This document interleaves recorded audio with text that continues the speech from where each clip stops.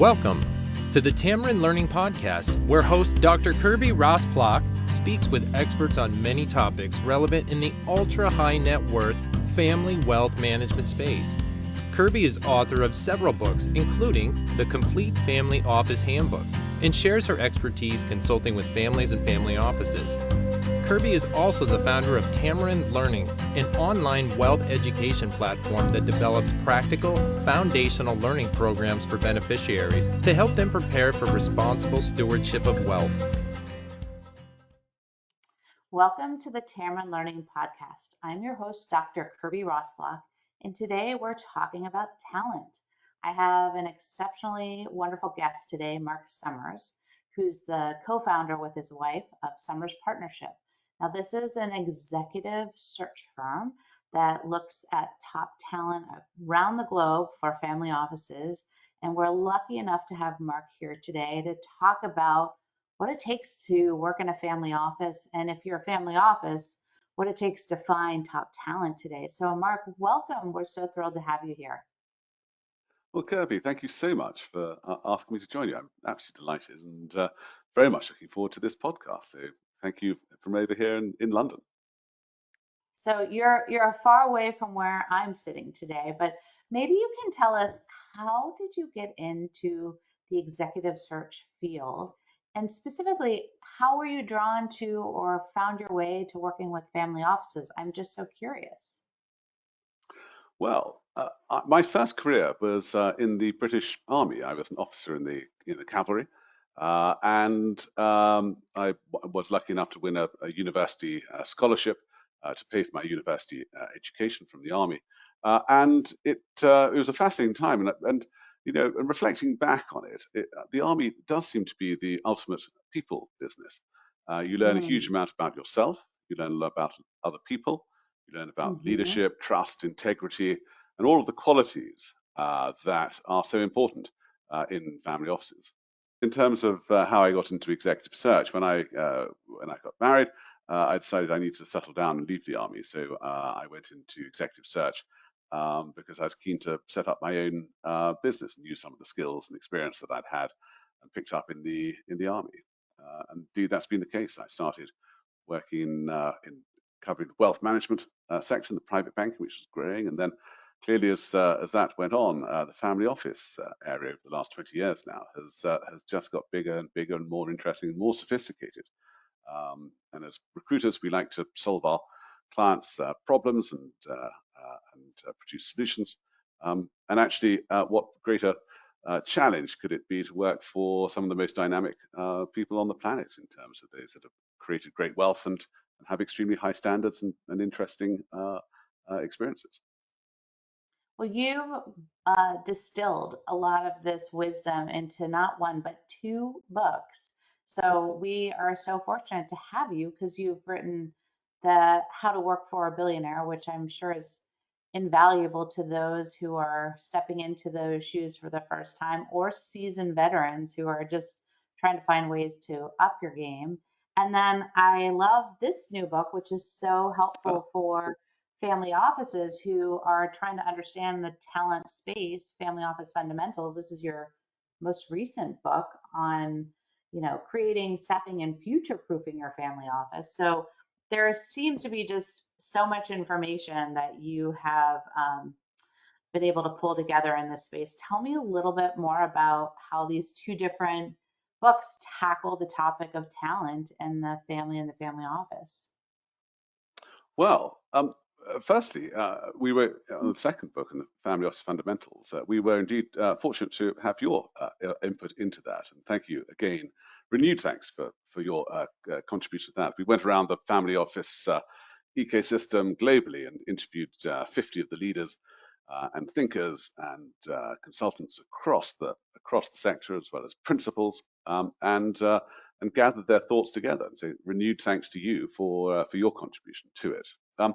And how the books balance with one another is that they address either side of the equation. So the How to Work for a Billionaire is written for people who wish to understand more about the challenges and benefits of working within a single family office environment. So that's addressed towards the candidate side of the equation.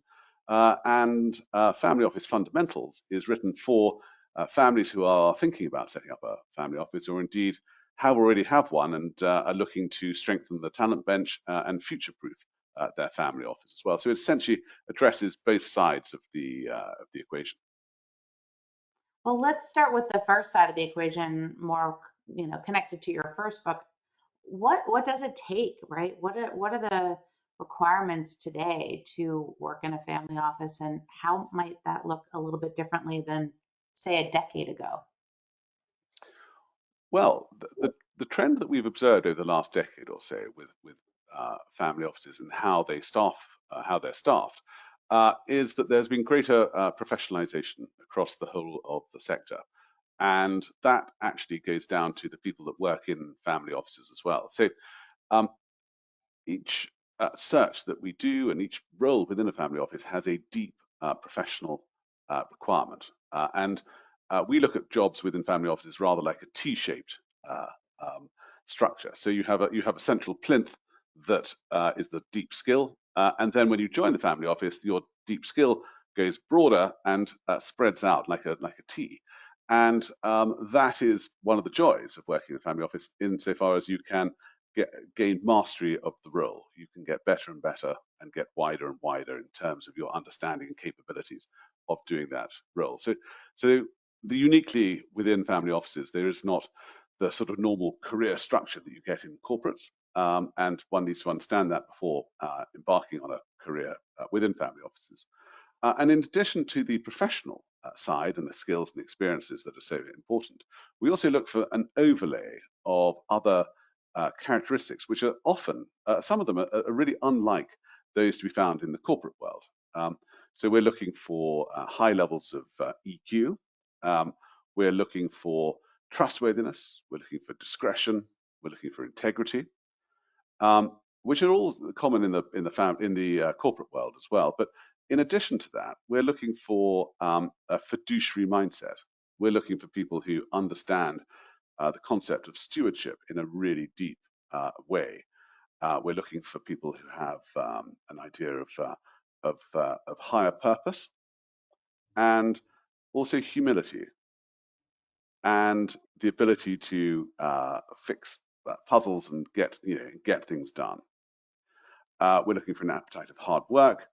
We're looking for strength of character. We're looking for diplomacy. And we're also looking, I think what brings all of this together is we're looking for people who are comfortable in working in an environment of abundance when they come from an environment of scarcity, and people who can mentally change their thinking when they come into work about the two concepts is a particular attribute for being a successful executive within a family office. That's an interesting last item that you leave us with, because quite honestly, there's a, admiration. I want to be in the inner circles of these extraordinarily powerful and wealthy individuals and families. Yet there also has to be this respect, distance, and removal of judgment, right? You know, they're so entitled, or they have so much waste, or whatever it is about what they observe, to compartmentalize perhaps their own personal feelings, right? And really engage in a super professional, and also in a, I mean, let's call it for what it is, but a risk management type of approach, where you're thinking constantly about the vulnerabilities of these positions of power and wealth and influence. Oh, completely. And that fiduciary mindset and that stewardship is very important indeed. And in fact, you remind me of one other attribute that is also very useful within the family office, and that is a suspension of disbelief. As you say, this is the difference between abundance and scarcity. And actually, if people wish to do things in a particular way, well, that's ultimately their business. Yeah, I find that the way I operate when I work with so many families is that I am humbled, right, to always be able to work in these circles and to work with top talent, but recognize that I'm always across a veil. Like I'm never really going to be super well connected or super intimately connected. And I think that's a big mistake that many family office professionals and or consultants make, is that they think they're um, so inextricably linked or need to be connected. And the reality is we're all on some level expendable, replaceable, and that humility, I think, goes a long way when working with these types of families.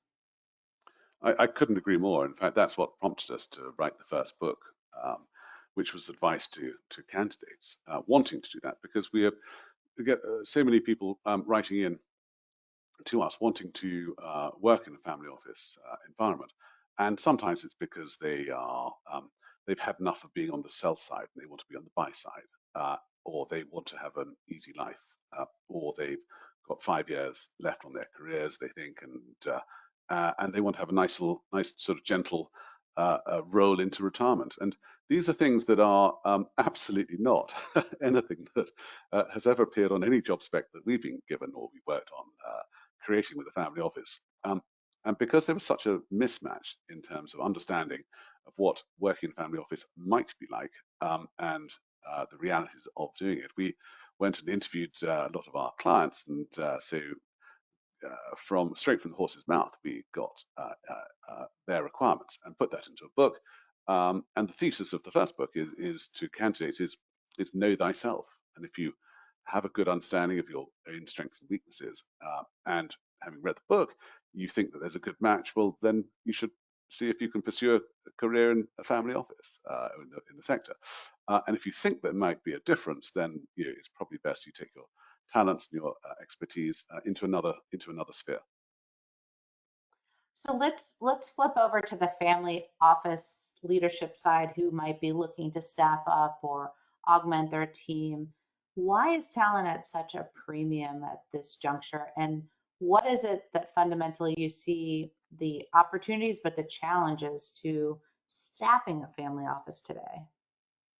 Well, the people puzzles around family offices are sort of many and varied. The first is that the supply of true talent to work in family offices is extremely limited. Um, it's also global. It's rather like a soup bowl. It's sort of very broad and very shallow in terms of a talent pool. And accessing that talent pool is really quite difficult. So finding the right people is quite a challenge. And then selecting them according to the exact requirements of the family office. Each obviously the purpose of each family office is going to be different from the next family office. And so just because a candidate has worked in one family office does not necessarily mean that they are the right person to go and work in another. So defining the requirement is a second challenge after finding the right sort of talent pools. And then bringing those individuals in and making sure that they're sort of paid in at the right level, structured in the right way, that they're attracted, that they're incentivized, and that they're retained properly is also another big challenge to overcome for a family office. Well, certainly compensation probably looks very different across the spectrum of clients that you work with than perhaps traditional comp in, say, a wealth investment or wealth advisory firm, or a broker dealer product shop. Maybe you can talk a little bit. I know you've done so much work on the compensation side. Are there any sort of trends or best practices that you see bubbling to the top? Well, absolutely. We've just completed. We spent just over a year working with a compensation consultancy firm run by a lady called Trish Botoff, based in the United States. We brought her over to the UK and Europe, and persuaded 199 family offices to upload their details onto a report to shed a light, shed a bright light actually in terms of what the norms are in terms of payment for different functions within the C-suite of the family office and at different sizes and therefore complexity of family offices. So that report has just been published, and that was very interesting indeed. Um, the and pay we consider to be a hygiene factor. So it's really the cost of access to human capital. What we specialize in is finding the human capital that can deliver the most value, i.e., getting our clients the biggest bang for their buck in terms of what those the teams can deliver. And we're seeking for this. We're seeking this nirvana of compound talent. If everyone understands the concept of compound interest and how powerful that is, but our thesis is that actually compound talent is actually much more powerful than compound interest, and that's what we seek for our clients to bring that on board, which is a mixture of getting great talents and experience and focusing them and anchoring them within the family office, and at the same time paying people correctly and appropriately in such a way that they are attracted to join the family office in the first place, and secondly, that they are incentivized to deliver for the family office, and thirdly, that they are also retained as well, because when you've got a great member of the team on board, you don't want to lose them in this great war for talent that exists globally for good quality family office professionals. And tell me a little bit, Mark, when you're dealing with a new family office or perhaps principals and there is no existing family office, can you share some of the common pitfalls or the challenges that you observe? And I'm just guessing because you are such a thought leader, author extraordinaire, how do you help educate them so that they aren't going under a search with false pretenses like, oh, I can just get excellent talent, maybe not compensate them adequately or incent them in the right ways, and they'll stick with me because I'm such a big name or an important person. So tell me more about the challenges that you see. Well, Kirby, you've absolutely hit the nail on the head. In terms of all the people puzzles that you could possibly be presented with, the people puzzle for finding the right staff for a new family office. Bearing in mind, it's an institution about which nobody really knows anything. There's no brand, there's no infrastructure, there's nothing. It's an absolute greenfield site. So to find the right people for that is really difficult. And oftentimes we're looking to bring the right person out of a corporate environment where the structure is completely different and the career structure is different and so on. So it's a how do you bridge that gap is a real puzzle. So what we have done is we've thought about this long and hard, and we've developed a process which should help families who are thinking about setting up family offices to work out how to get the right people. And it's a sequence. There's a chain you start off with, and you look at the family itself. You look at the values of the family and how those values manifest themselves in terms of time, in terms of treasure, in terms of talent. I mean, what do they do to demonstrate to who they are and what's important to them? So we'd help sort of understand that and pin down what their values are, because values drive everything else in this chain. So we look at the values of the family, then we look at the purpose. What is the purpose of the family office? What's the raison d'etre? Why does it exist? Why does it really exist? And drill down on the purpose side. From the purpose, we then move on to the proposition. What it is that the family delivers to the benefit. So the family office delivers to the beneficiaries. Who does what for whom, and by when, and to what level of quality, and so on and so forth. So what is the proposition, which is really important. And once you've got those first three things, the values, the purpose, and the proposition, it's then possible to have an intelligent conversation about the kind of people that you need in order to staff that family office and deliver that proposition. And once you've got an understanding of that with the organogram, the structure, and then the job spec, and then the role specifications for each person, then you can draw out a person specification and then do an executive search across the world for those individuals. And then we've got the people organized, then you can move on to the pay, which underpins the whole thing. And that's what I mean by it being a hygiene factor. If the pay follows the people from that respect, and that's the order, the sequence through which we go in order to try to find the right people. And it's the reason we wrote the book, because too often we'd be approached by someone or family thinking about setting up a family office, and they would say, well, can you find the right person for us? And we say, well, we can find people for you, but we think you'd be better served if you have gone through that thought process before we get onto the actual people side. And Mark, do you ever find that you have principals who say, "Oh, no, we already have identified our former CFO or our accountant or our attorney or banker. They're going to come fill this role. We just want you to do this search over here for XYZ." Do you ever find that you're also trying to work with a rubric that wouldn't be your design, or two, trying to speak some sense or give some wisdom of why it might not be the greatest? It might feel more efficient and cheaper to pull somebody over, but maybe it's not really the right fit. Have you had that experience before?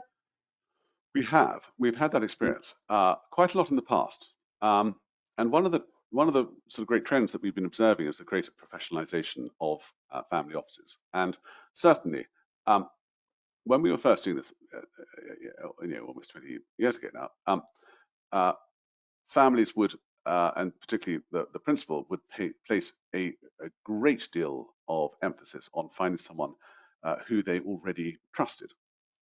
And that would normally outweigh the professionalism, the skills and experience that that individual would necessarily bring. Now, they'd be in the right area, and it wouldn't be a total, disaster, but it just wouldn't be as enhanced a result as they could possibly get.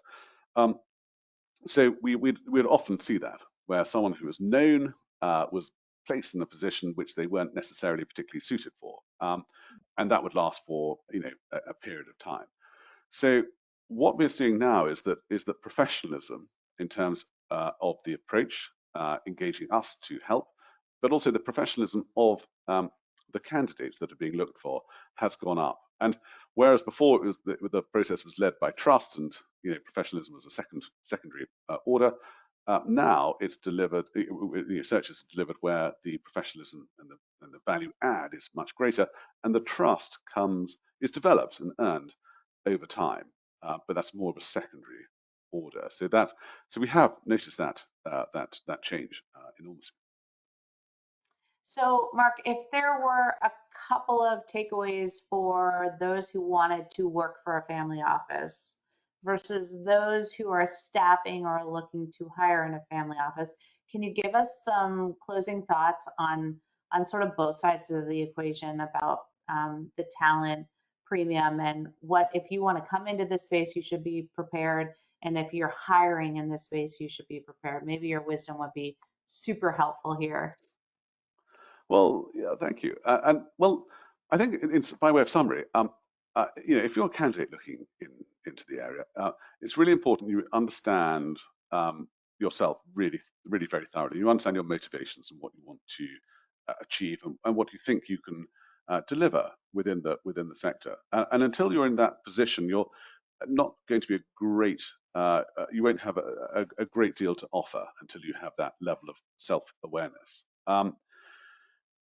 And if you're recruiting into a family office, it's really important that one understands the purpose of the family. What is there to do, and what is there to fulfill?